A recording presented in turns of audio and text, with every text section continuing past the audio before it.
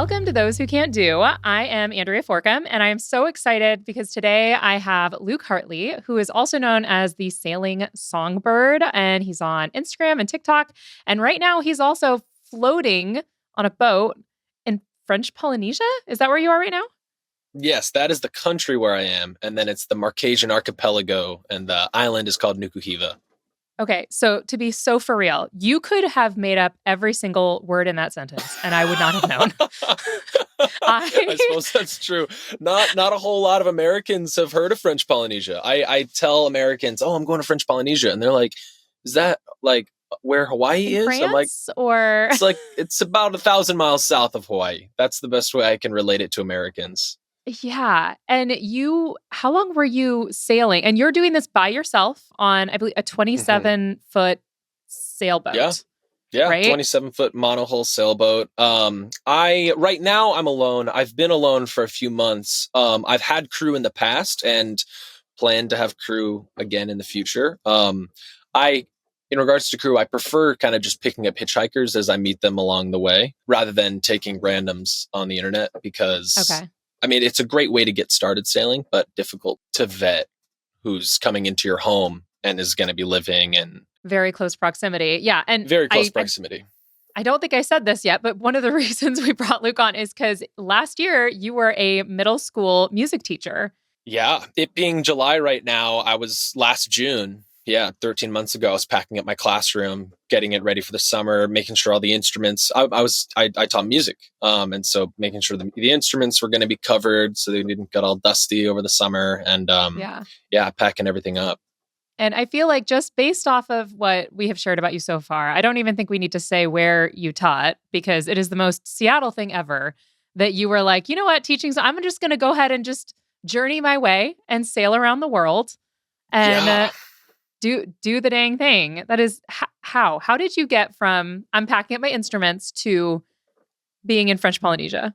I suppose, yeah, I mean, I graduated from college in 2020 and my degree was a 9-semester degree. So it came with a teaching cert, you know, Okay. and graduating into the middle of the pandemic when education was the state that it was not the dream come true that I thought it would be. Receiving my cert, becoming a fully fledged certificated teacher. I mean, it was the dream for me since I was like 15 years old in high school to become a music teacher, you know? And it took me 3 full semesters to be able to land a contract. And when you're a new teacher straight out of school, 3 semesters feels like an eternity. And Yeah. so I was picking up long-term sub gigs, just subbing every day. Um, and In 2020.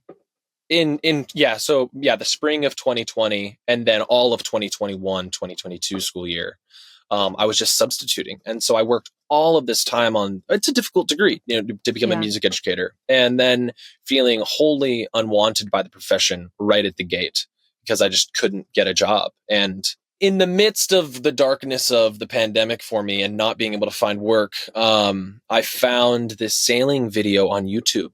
And it was a boat tour of a boat that had been cruising for 9 years. And from seeing, and I'd never been sailing before, had never been on a boat, didn't grow up on the water, no one in my family sails. But from watching that single YouTube video, I then became fascinated with this lifestyle that I saw people out there living.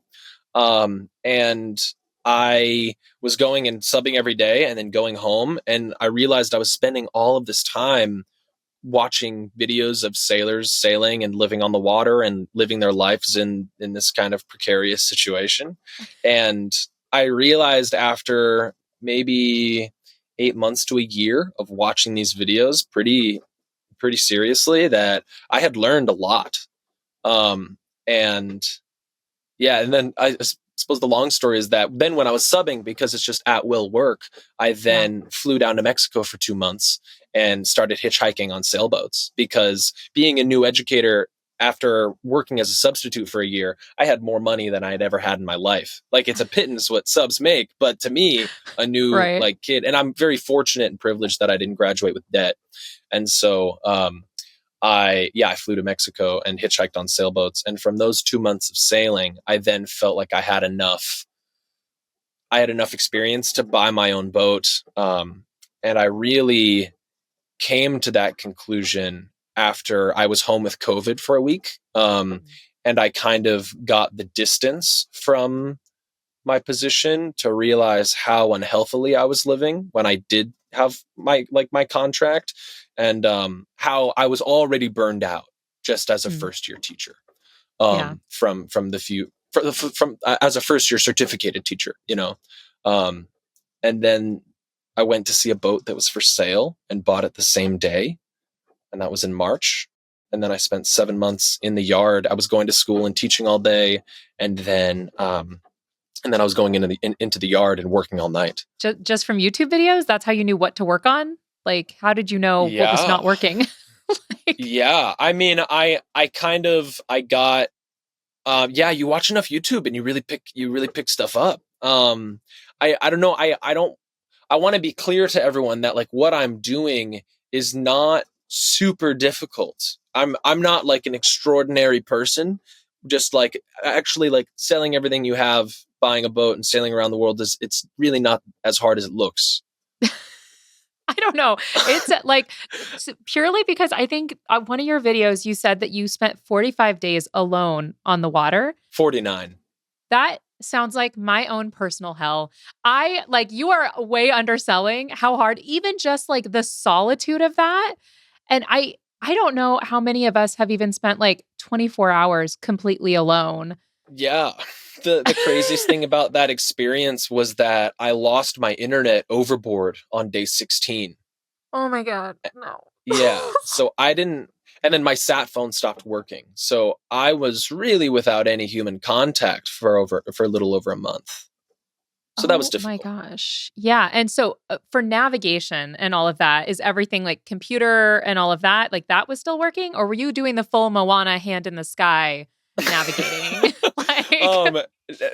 Luckily I knew so my sat phone stopped receiving messages, but I was still giving me a lat long. And I knew that my target latitude was, I always get it mixed up. Yeah. 140 degrees west. And then target longitude I got it mixed up.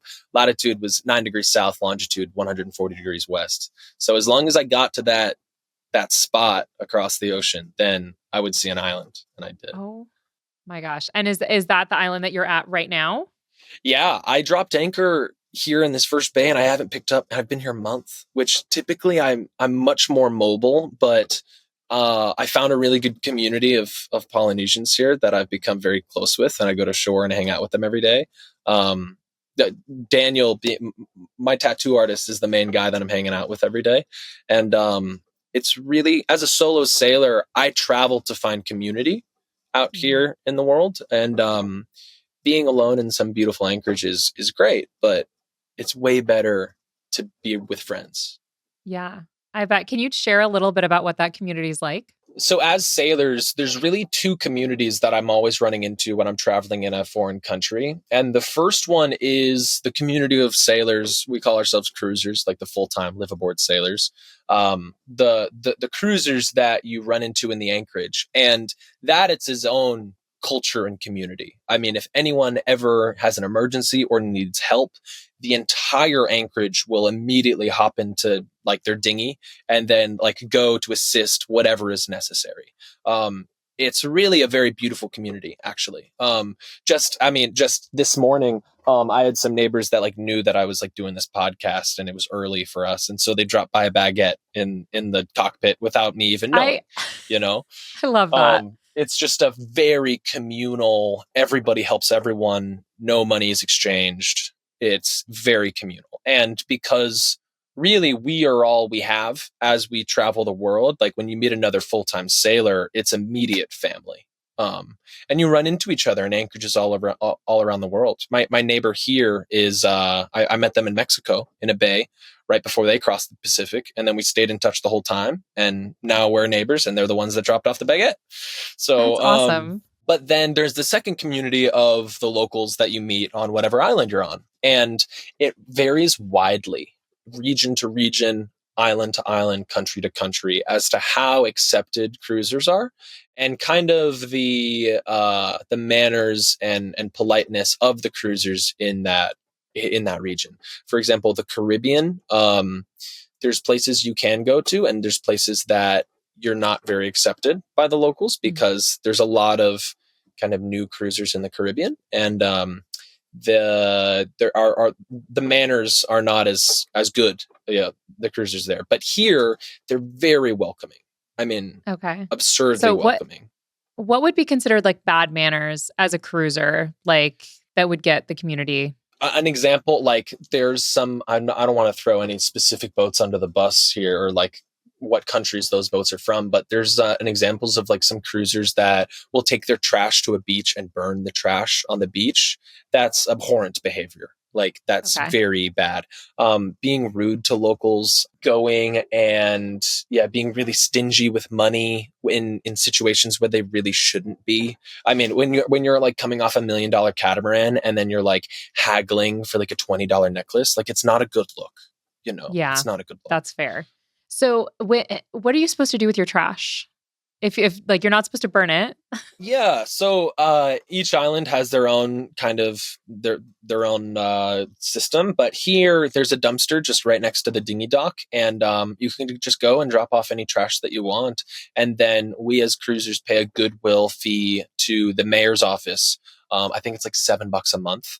That it just helps this island community support themselves and kind of support the extra infrastructure that's required to support us transient cruisers that come along, and so that's a great relationship. So yeah, a lot of cruisers pay that tax, and so we have a good reputation here. That's awesome. So now on this island, you mentioned that you're a tattoo artist. So you got a tattoo since you've been anchored there. Yeah. I was just walking around town and I met a guy that, this is French Polynesia, so everyone speaks French. But I met a guy who was just sweeping the ground outside of his shop, and I noticed he had good English because he said hi to me after I said hi to him. And so then I was like, you have English. And we started chatting, and then I learned he's like one of the most respected tattoo artists in the Marquesas. And, tattoo, the word for it here is patutiki, and this is where tattoo comes from. Essentially, like Tahiti is where I think it was Captain Cook that he landed, and then they heard patutiki, and then they translated it to tattoo. And so it's an incredibly sophisticated art form. And that's beautiful. Yeah, it's a beautiful tradition. In this tattoo, there's 21 individual symbols. Like this is the Marquesian cross. This is a turtle symbol for me crossing the equator. These are 4 people for my family. There's a lot of cool stuff in this tattoo, and it's in the shape of a mahi mahi because when I crossed the Pacific, that was 49 days alone. I had like 20 to 40 mahi under my boat 24/7, and so Those I was are spearfishing massive, them. aren't they? Yeah, they can get up to 4. I mean, they can get up to like 8 foot. Well, maybe not that big, like 6 foot. But my average fish I was catching was like 4 foot. Like I catch one fish and it would keep me fed every meal every day for like 3 days. So I was catching a fish like every 3 days and pretty much only eating mahi. And so I felt a very strong attachment towards that fish. Yeah. Do you still like it after having eaten it for so many days in a row? Oh, it's like the prize fish out here. I mean, you go to any fancy like Michelin star restaurant and you'll find like mahi on the menu. It is like an incredible fish. Yeah. And they're incredibly sustainable to fish as well because they grow incredibly fast and they spawn very, very frequently. I feel like now it's going to be one of those things. Anytime, like if and when you decide to end the journey of sailing, if you get mahi mahi anywhere, it is going to just be so deeply disappointing. I feel like. Yeah, I mean, from harvesting a fish and then like 20 minutes later, it's in the pan. It's going to be hard to match for sure. Yeah, on the subject of me leaving sailing, though, I don't know if I will. Because now I have these big accounts that can sustain me financially. I mean, I don't need a lot to live at all. I spearfish for most of my meals, and I catch rainwater for my water, Um, and so I need very little to survive. Yeah. But I don't really know if I will go back to land. The life I was living on land, I wasn't living very healthily on land. And now I wake up with the sun, I exercise all day, I eat fish. So you mentioned you've got part of your tattoo symbolizes your family. How does your family feel about this? And the fact that you at this point have no intention of returning to land. How are Oh, they? my poor mother. Yeah, literally when my I my poor first saw mother. your videos, my first thought was his poor mother. I can't imagine anything more terrifying as a mom than hearing my child say, I'm just going to take a boat and I'm just going to sail Yeah. around the world. Well, where are you going? Around the world. West. Right. I'm going to go that way. And Mhm. sometimes the Wi Fi will work, sometimes it won't. Who's to say? Yeah. Like, oh, and that video you posted, stand up paddleboarding at dusk, so far from your boat. There's guys, you have to see this video. He posts this video where he's like, I'm just getting some exercise, stand up paddleboarding. If you're wondering where my boat is, there it is. And he holds up his phone so you can see this tiny little dot far, far away. And it is dusk. The sun is going down. And you're just so casually you're like, yep, so I'm just going to get some exercise. And my first thought was like, his poor mother. It was a beautiful sunset. Why were you doing that at sunset? What if a squall came?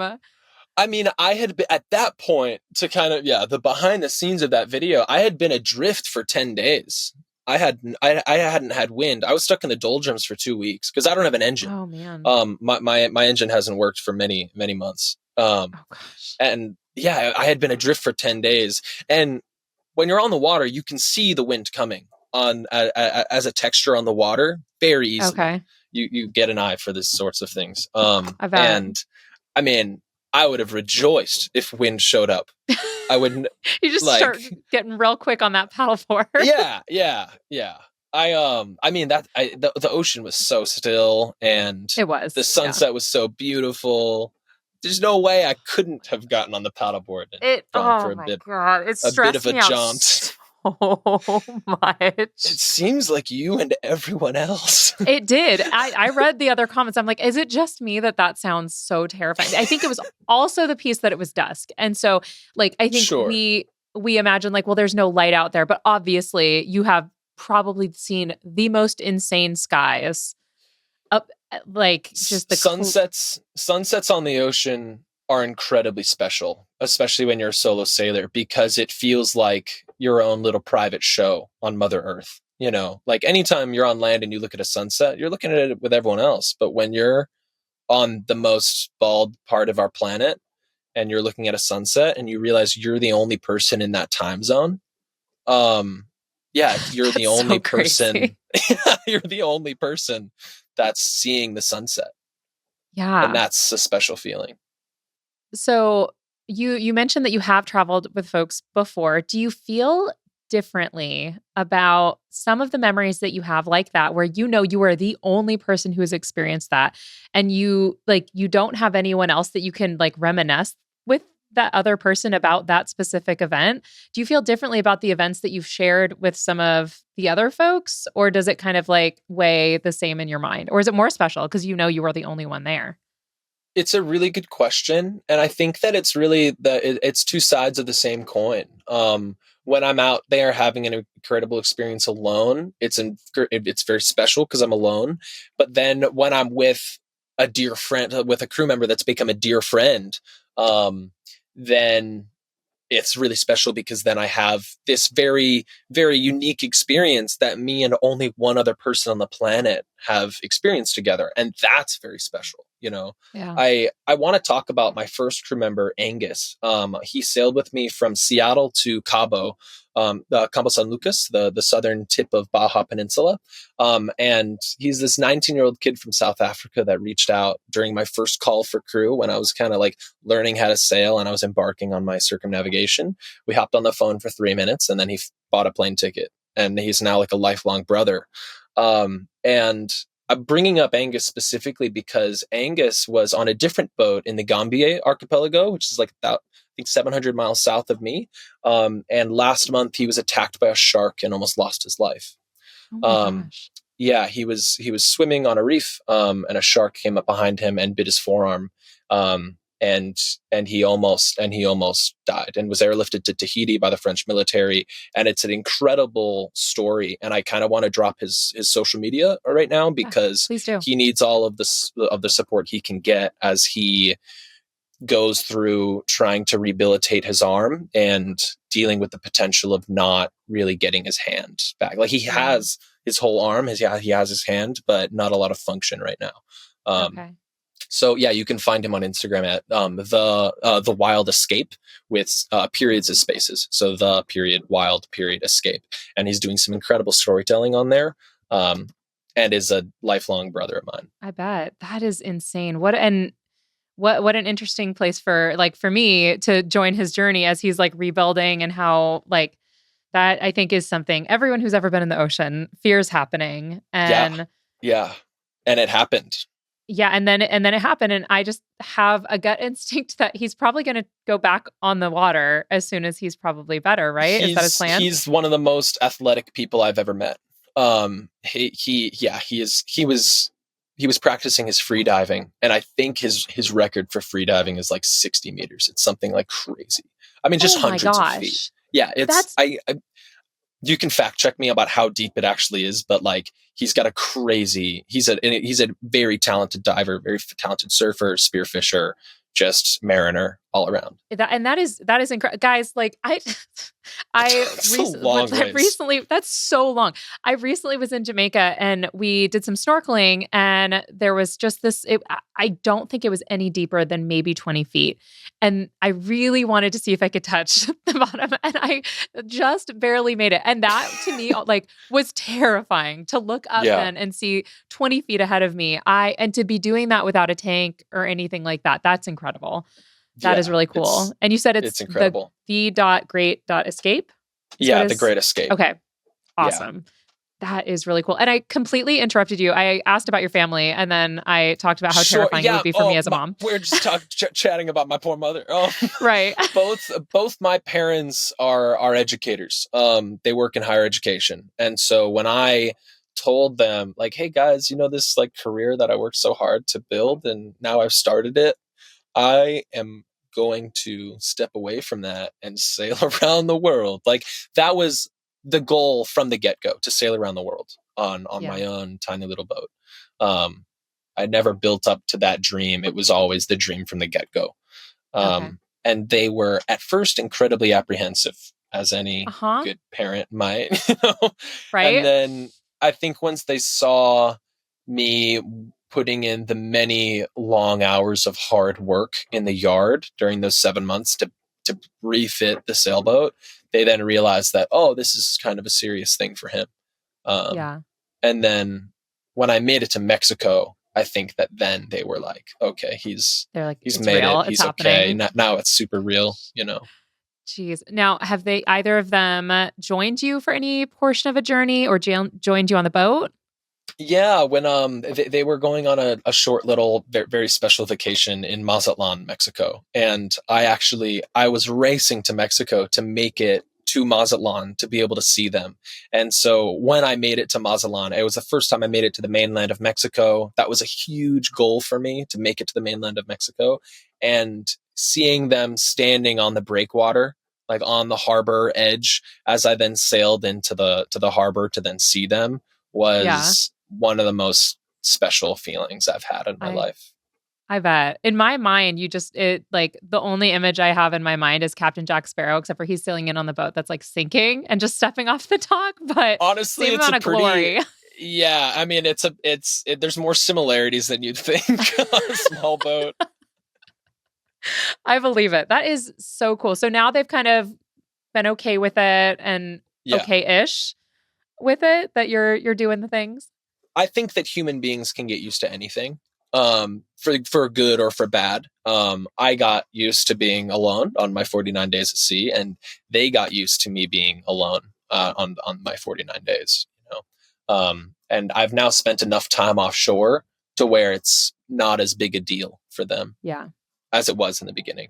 Yeah. I think that the initial, I think, is what would be most terrifying, is just like the problems that you don't know how to solve because you don't know that those are the things you will have to solve, like those probably start becoming less as the longer you've been on the water. Do you still have moments where you're just like, huh, I have no idea how to fix this one? I want to relate this directly to teaching. It is the same thing. Your first year of teaching is the exact same as your first year of sailing. The emergencies feel as large. The stakes feel as high. It's exactly the same. And even when you're a sailor, or like even when you're a sailor with 20 years under your belt, or you're a teacher with 20 years. All right. So, one of the things about Luke being in the middle of the ocean is that his Wi Fi sometimes cut out, which is what just happened. But that is okay because we needed to take a break anyways. So, we are going to take a very quick break and we will be right back.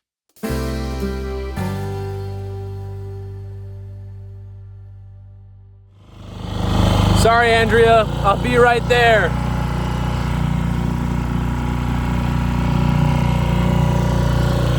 I'm going over to my neighbor's boat to get better Wi-Fi. All right. And we are back. To those who can't do, Luke is now on a different boat. Thank you for being willing and flexible to switch boats. That is Happy to magical. help. Yeah, leveraging my the amazing community out here of sailors. Right, exactly. So I believe before we took our unceremonious break that the question was, or the discussion was something about how the first year sailing is a lot like first year teaching. Yeah, you had asked me if it gets easier after you spend a lot of time out here. I just needed to draw the parallel between the first year of teaching and the first year of sailing. Is that the stakes feel just as high, the difficulties seem just as extreme, the learning curve is just as steep, and so I think that I was actually really lucky to be going through my first year of teaching and then go straight into my first year of sailing, because I was used to not being the expert in the room. I was used to, Yeah.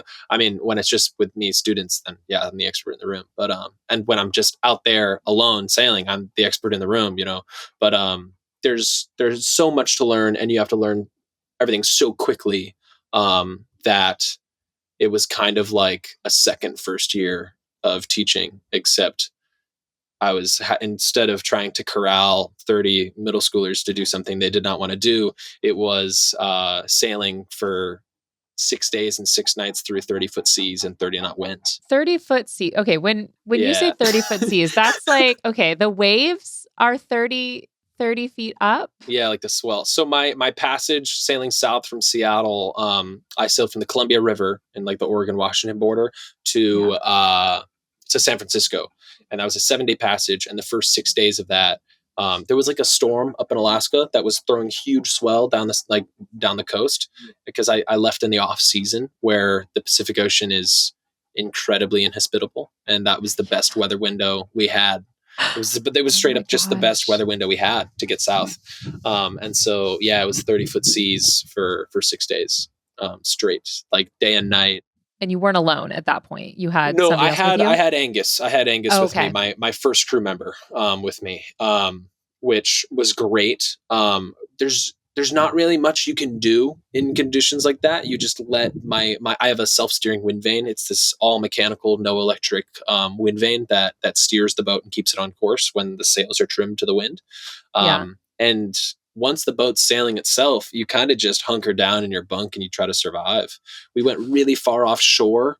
We were 150 miles offshore, and there's nothing out there except deadheads, which are floating logs beneath the surface and will sink your boat if you hit them.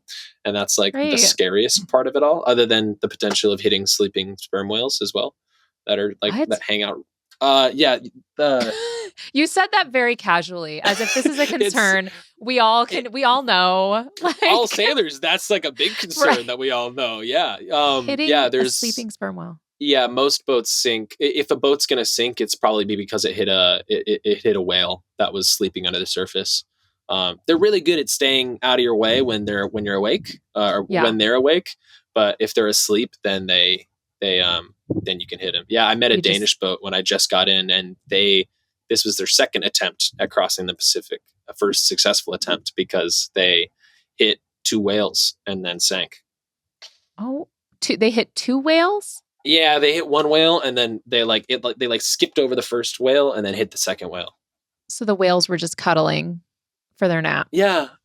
Oh, Mom, okay. mom and baby kind of a thing. Aw. Were the whales okay? I'm sure they probably didn't care as much about the whales. Yeah, they don't really care if you hit them with the boat. They're so big. They're so big. I was gonna say, I have no real perception. I know sperm whales are incredibly big. Like how many meters are they? I don't know. I mean, it's a better question for Google. I almost hit a whale on my Pacific Passage, and it was gigantic. I was sailing forward, right, and then it was off my port bow quarter, and it was crossing my path, and so I immediately ran up to the bow and just started screeching like a banshee so that they'd hear me, because I don't have an engine and the sailboats are pretty quiet. So I just started screaming at the top of my lungs, and then luckily it heard me, and then came behind the back of my boat and then swam parallel with me for 3 breaths. And that thing was huge. It was not a humpback. It was maybe a blue whale. I mean, I don't know. Its blowhole is large enough for me to jump inside. And whale breath is the most rancid smell you'll ever smell in your entire life. If you thought that you'd smelled a bad smell, whale breath is the worst. Right out of the blowhole. It's infernal how terrible it smells. So is that what you would say is the worst smell you've come across in your journeys so far? Or is there one that's even worse? There's a pretty nasty one. When I refit the boat, I had to change the head, which is the toilet on board. Yeah. And there was a blackwater tank that was full of the previous owner's waste. Oh, it's bad enough if it's yours. Yeah. And I had to empty it by hand because I was in the yard. And so luckily there's an observation port on top. So it's just with the yogurt container and transferring it, trying to be just lighting as much incense around the boat as I can. That was rough. That is incredibly foul. Yeah. Well, at least whales. So it's whale breath or blackwater tank takes the cake. Okay. Those are pretty intense. As far as animal encounters that you've had, is that maybe the craziest animal encounter that you've had? I saw a big manta ray on the way over to this boat. Really? Just a couple minutes ago. Yeah, there's a lot of manta rays in this bay. Other cool, I mean the whales. I had in Puerto Vallarta, I had a baby whale breaching maybe 20 feet off the boat when I was at anchor. And so I'm just at anchor hanging out, and then I'm surrounded by whales. Other really cool animal encounters. The hull of the boat acts pretty much as a big sounding board. And so it's very easy to hear whale song, very easy to hear dolphins when they're next to the boat. And so, falling asleep to whale song is a special experience. Yeah, I imagine so. That is so incredibly cool. So one of the things, so guys, I have to be so for real with you. I asked him to bring a topic on, and we have not gotten to talk about the topic at all, because I am so fascinated by all of the things that Luke is doing. But we are in fact going to talk now. Great. About the topic that you had brought, which was looking at teacher burnout and the realities of implications for teachers as they leave the insular world of teaching. Mm-hmm. And there was a video that you sent that was basically, I can't remember who put it out, but it was basically a teacher talking about their experience as an educator and feeling like it's on PBS. PBS NewsHour. Yes. And talking about what it was like leaving the world or basically making the choice to leave the world of teaching after her whole life, which sounds very similar to what you had shared, that you really wanted to be an educator and you were really excited about it. And then now it doesn't sound like from what you've said so far, you have any intention of returning to the classroom. And a big part of that reality breaks my heart. It breaks my heart that I've come to the conclusion that I'll likely not be returning to the classroom. One of the main reasons why I brought that video to you was because of something she articulates and that she says that her father was a high school guidance counselor, and she grew up watching him live this incredibly fulfilling life. He supported a family of like 5 on that single income, and it just looked like a dream life. And that is what my perception of teaching was as well, that this is a quality career, a fulfilling life. It's one that you can support a family on. And when I got to education, I mean, to education's credit, it was the middle of the pandemic. Right. And I mean, yeah, my first full year of certificated teaching, my classroom didn't have any windows in it. And so I was getting to school in the dark and leaving in the dark, working Yeah. crazy long hours. And the whole year while I was working, the district was going through huge budget cuts, and the administration at my school had made the decision to downsize the music program. So I was told, it's like we ran the numbers, and I was told that I was going to be the only music teacher at that school next year. And we ran the numbers, and that would have made the concert band 130 students in one room, which like violates fire code. And there's a whole other host of problems with that. Right. And so it from all of the stressors of fighting for a program that's getting cut, teaching the Central District of Seattle comes with its own challenges.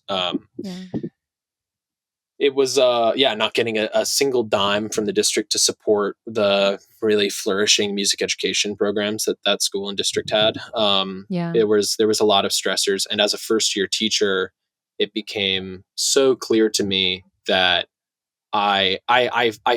to my credit, I experienced a lot of successes. That's how I describe it. I experienced a lot of successes during my first year of teaching. I led and coordinated 7 field trips. I was the chair of my department. I was on the building leadership team, the instructional council. I was on all these extra things.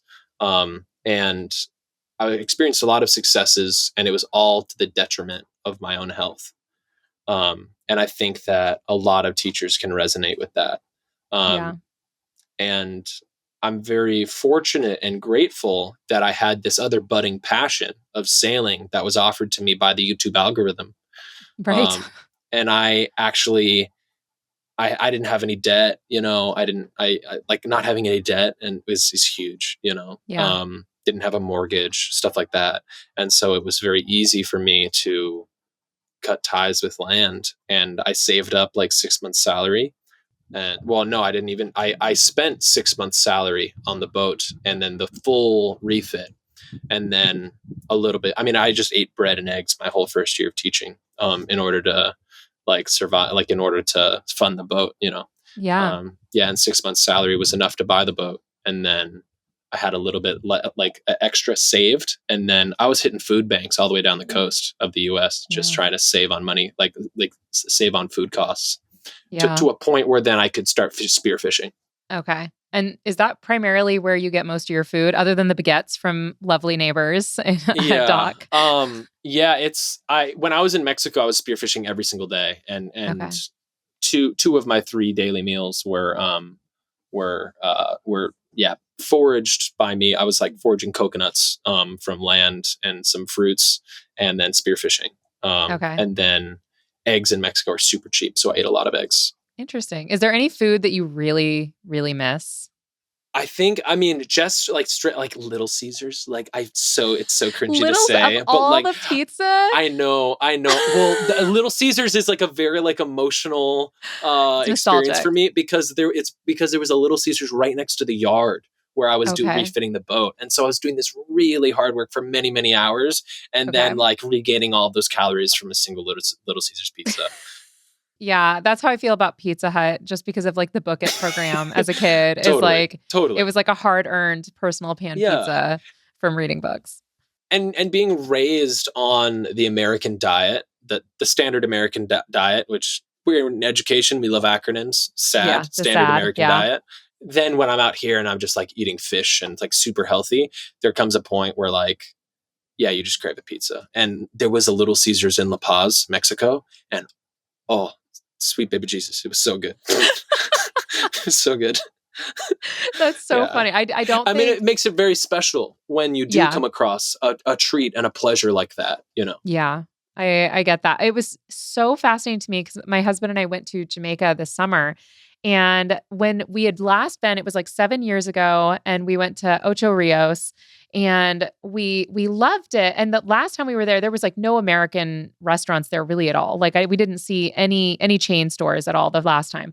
And this time we came and there was a KFC. There's two KFCs now in that area. And I was like, really? And the locals were like, no, you don't understand. This is so good. It's different than American KFCs. And I Yeah. don't know, I think they maybe put like jerk seasoning on it or something like that. So like, Yeah. apparently Yeah. if you do end up at Ocho Rios in Jamaica at some point, the KFC is a must hit according to the Absolutely. locals who are very used to like the Jamaican jerk, which is fantastic. Like, Amazing. I know, It'll which is be so the funny. perfect like icing on the cake for when I finish my circumnavigation or when I'm coming to the end of my circumnavigation, Yeah. So you start in Seattle and then that's where your home port is going to be. And then are you just going to be like, you know what, let's do it again. Just take off one more time. Honestly, kinda, yeah. I mean, I don't think that I'll sail back up to Seattle because it's really difficult to get up there because of macro ocean currents and winds that I don't need to go into now. But yeah, the easternmost port that I went to in Mexico was Puerto Vallarta. So I'm kind of after I cross that longitude, then I'll say I've circumnavigated. Okay. After I go all the way around the world, because I'm able to it's financially viable for me to just kind of do this full time because of my Instagram and TikTok. I reckon I'll just go again, Just keep doing because it. Yeah. just keep going, there's I live really, it's a really healthy lifestyle for me, and I'm not sure that I would live healthily on land. If there's anything I got out of the pandemic, it's that like prioritizing your health Yeah. is kind of a necessity.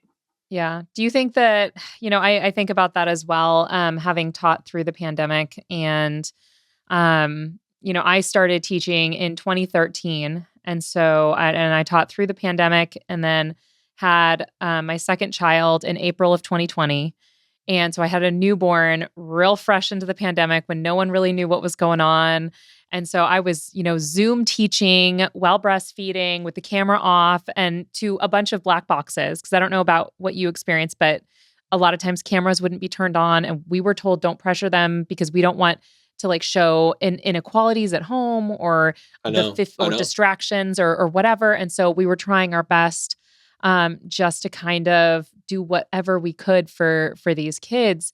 And I don't know, I think about that and I think about how many hours I got back in my day during the pandemic when I wasn't driving to and from work, and how like that plus the constant fear of getting COVID, like that did kind of reprioritize health in a way that I wasn't really expecting, where I like I was like one of the sourdough people. Like I started baking actual bread from flour, which I'd never even thought about doing before in my life. But we had, because I was Zooming from home, we didn't have to go into the school. I felt like I had more hours in my day. We were spending more time as a family. And for teachers who taught pre-pandemic, like I hate that you didn't have the experience of teaching before the pandemic, because I had several student teachers who came in onto the Zoom classes to do their student teaching. And I just remember thinking like, this is the worst way to start. Yeah. Like that's the worst way to start your teaching experience. I did my student teaching online. It was all black boxes. I was teaching high school choir, and a choir on Zoom doesn't work. That's so painful. Yeah. And everyone has to be muted. And then I'm being like, okay, guys, sing with me. Zing, zing, za.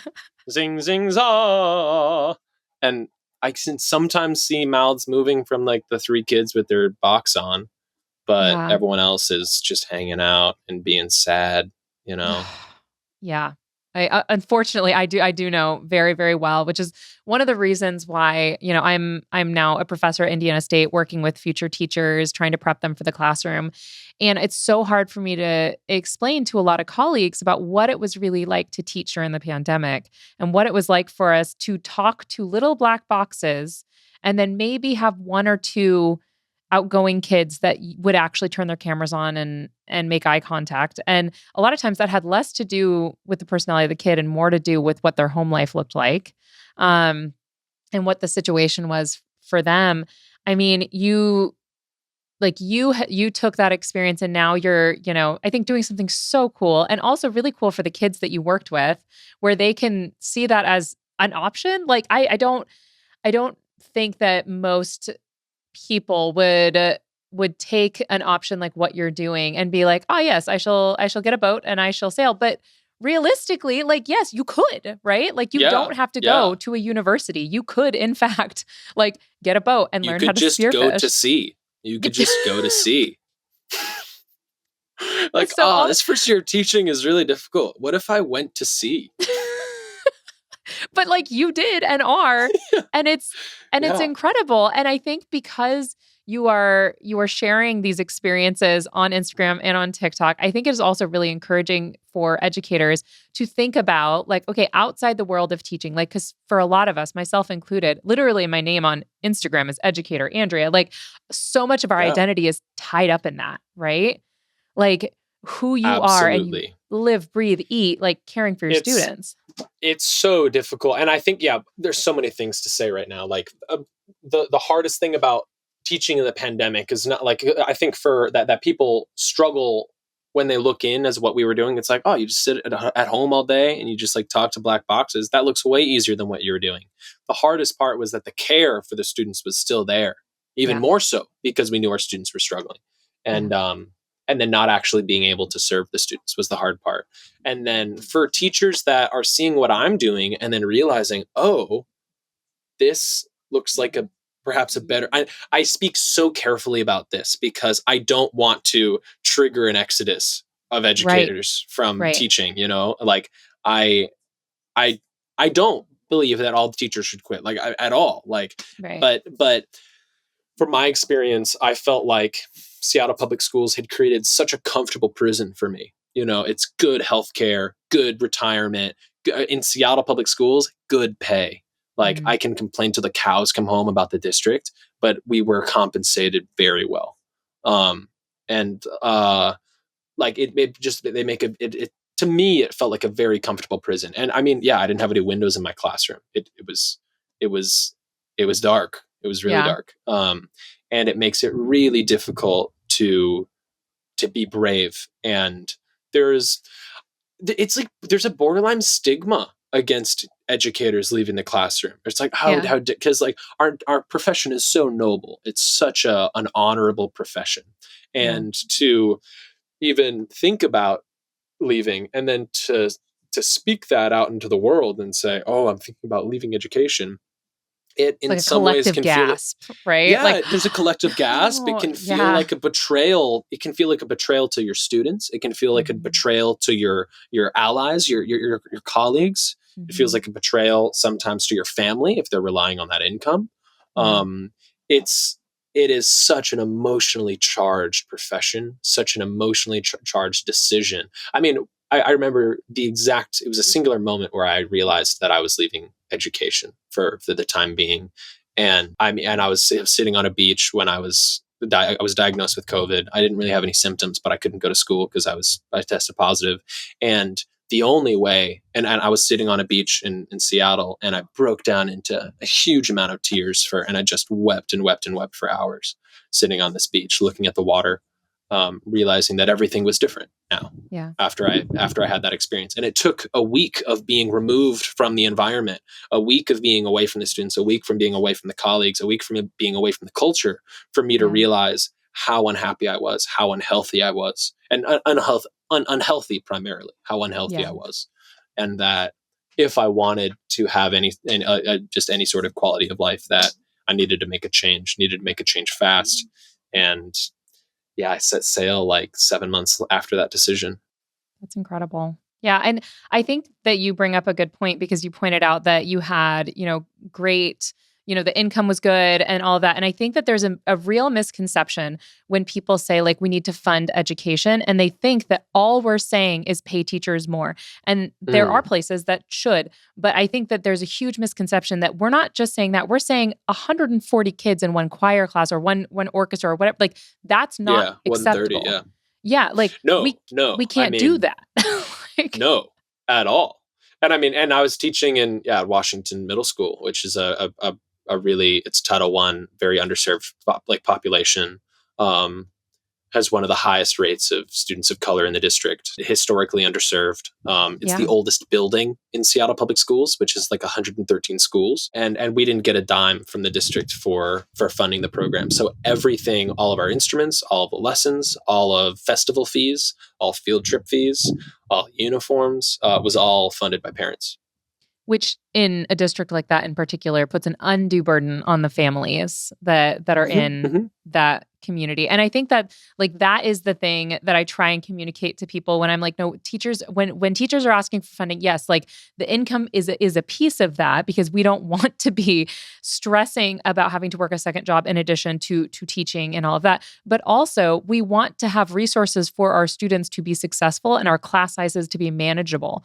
Like one of the main things that I've seen in so many studies is one of the greatest predictor of student academic success is having manageable class sizes. And I taught at a district in San Diego County where I had like 42, 43 kids in a freshman English class. Like, do we really think that I'm going to be assigning 5-page research papers that could potentially prepare them if they wanted to go to college to write college papers?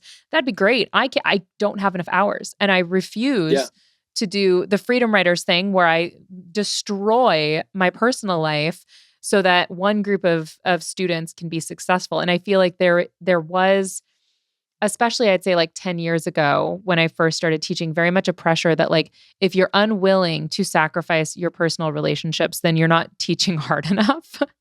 And that's just such a toxic, horrible thing to expect of any profession. But like you said, there's so much pressure on teachers not to leave. And if you do leave, then it's looked down upon in a way that like no other profession that I can think of does that, where it's like, wow, you're not being an electrician anymore? Do you not love wires still? Like, I know. It's an industrial level of gaslighting. It's an industrial, and it's a sophisticated industry of gaslighting of educators. And for everyone listening, like, I'm someone that was so unhappy with education I left. Like, this is not the only opinion. Like, it's just mine. I'm not saying like quit your job and leave, but please guys don't. Like, we do need please teachers. Don't. Like, please don't. We really need you guys. And every time I meet a teacher, or I have so many teachers that reach out to me over Instagram, and I'm always just like, thank you for what you do. I'm sorry that I couldn't, because I still have that guilt. And I get a lot of messages from my past students, which mean the world to me. And those, when they say they're proud of me and that they see what I'm doing, that helps dispel some guilt. But there's always guilt that will be there, Yeah, 100%. And I think also each person has to make the choice of what's going to be right for them with working in education. Like I felt a lot of that same tension that you were feeling. And so then I decided to, go a university route. And so I'm trying to like be the person who has the letters after their name, that then maybe I can go talk to the fancy pants legislatures and they might actually listen to me, because for some reason they don't actually listen to the teachers. You have to be at a university for sometimes for them to listen. And absolutely. I feel like it's very different for each person. But I think as a parent now of school-aged kids, it's always my priority to make sure that I am supporting my kids' teachers in whatever way I can. Yeah. And a lot of times people, I think like, oh, like if you're not teaching, there's nothing you can do to help. Like with what you said about class sizes, at my school, the class sizes were so large that substitutes kind of refused to teach at that school. And so because there weren't any substitutes, I maybe got 10% of my prep periods in the year. Every single one of my prep periods, I was going to other classes to cover the classes that were empty. And that's just like another example of the stresses on teachers when like the ripple effects from underfunded systems, it affects every aspect. And then yeah, you end up like breaking contract and stuff like that just out of a necessity to care for the kids. And Right. because educators have such big hearts, they will sometimes throw themselves under the bus to just like do the necessary childcare of like, there's 30 unattended 12-year-olds in this room and Can't things have are not that. going to be very good. Yeah, it's not going to be a very good situation in 3 Yeah. minutes. Mm-hmm. And so Exactly. Yeah, because you that's have to about get how in the long it would room. take. Yeah, you need to get in the room and restore order. Yeah, 100%. It's a crazy job. It is. So one of the things I usually do on the podcast when school is in session is on Fridays, I ask my followers on Instagram to share some of the crazy things that their students are doing.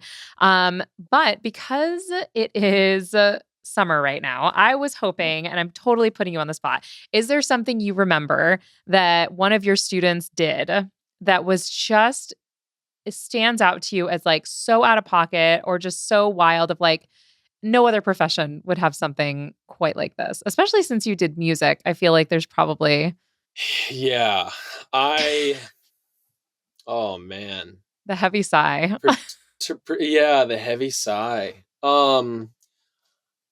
I had 3 orchestras and 1 choir. And I was really lucky in that all of the kids who were in orchestra pretty much wanted to be there. And those classes kind of ran themselves. So much to the point where like my beginning orchestra, there was a fire to put out somewhere in the building. And so I wasn't able to make it to class on time. And when I got to the room, they had all like set up and just started warming up on their own Oh and my like gosh. running through the warm-ups. And it was just like so sweet to see. It's the But dream. in my choir, that was kind of where they put everyone that needed a music elective. And there was one student named Joel. Let's call him Joel. Okay. And Joel was a student that was just in free fall.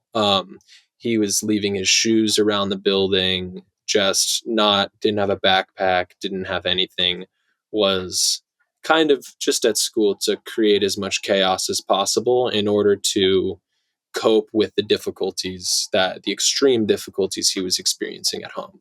Yeah.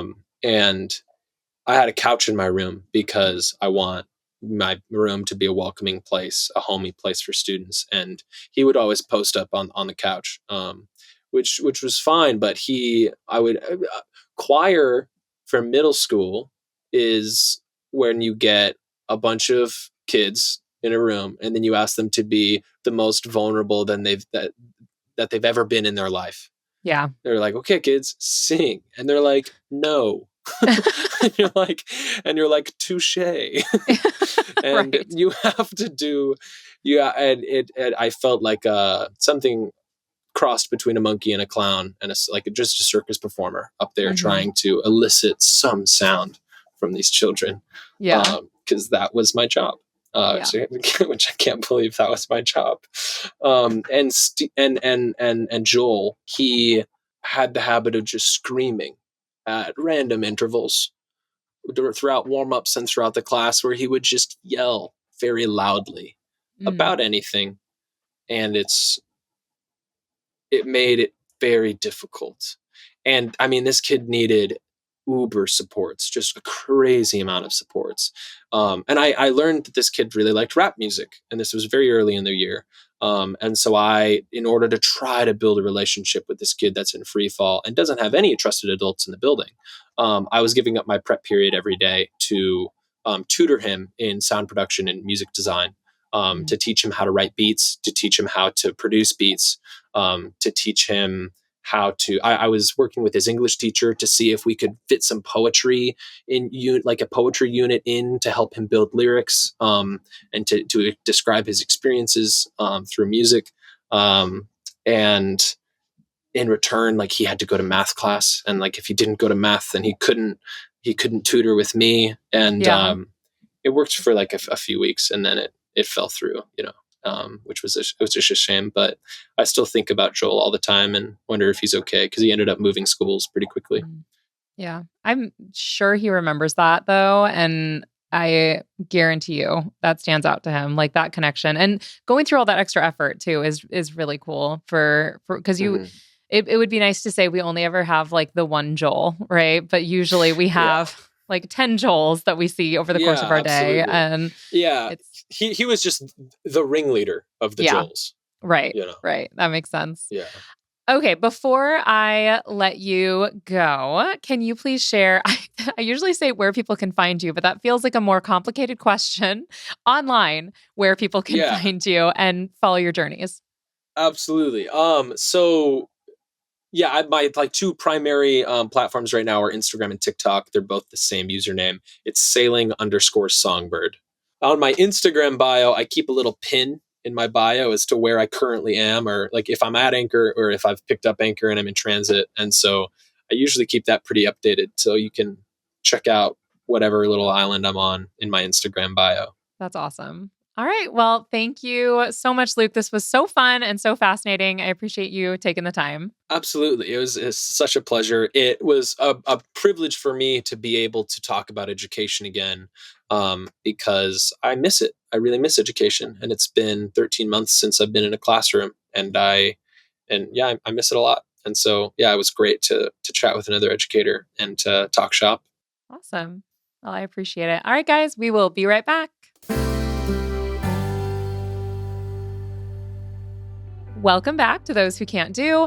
I hope that you guys enjoyed my conversation with Luke. I feel like there were so many other questions I could have and wanted to ask, but this very quickly could have turned into like a 3 or 4 hour episode because I am just so fascinated by the journey that Luke is on. He shared with you guys what his contact information is online, so you can follow all of his journeys. And like I said, I hope you all go and find the video where he is paddleboarding in the ocean and he's like, oh, I'm in the doldrums. And so there was no wind. It looks so terrifying though. Like I want you guys to go find that video just so you can fully envision the just living nightmare for me. And he's like delighted by it, but it sounds terrifying to me to be that far away from my, only way of survival.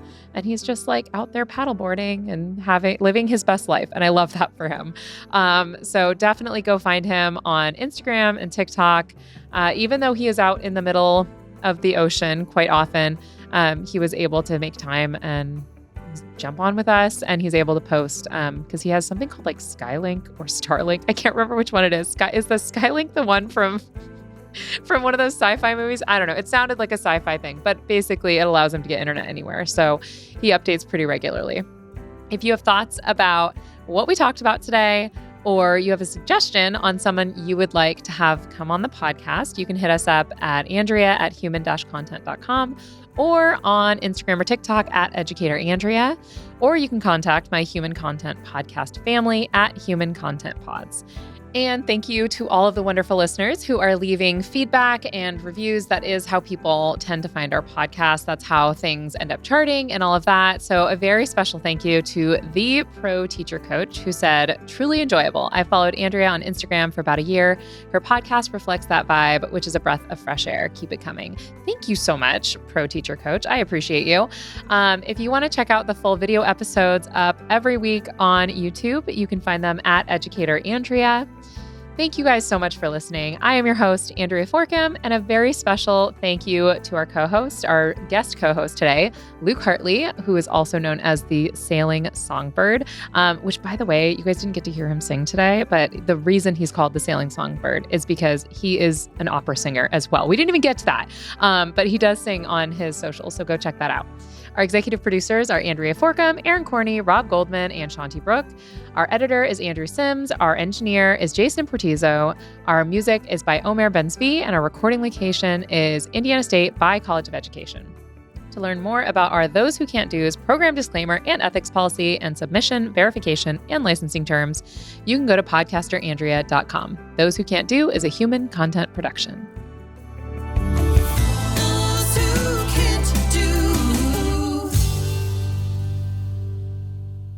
Thank you so much for watching. If you're like me and you're thinking, gosh, I really need more Those Who Can't Do in my life, you can start your binging right now by clicking on that playlist button right over there. New episodes are out every Thursday, so please subscribe and join us each week on YouTube and wherever you get your podcasts.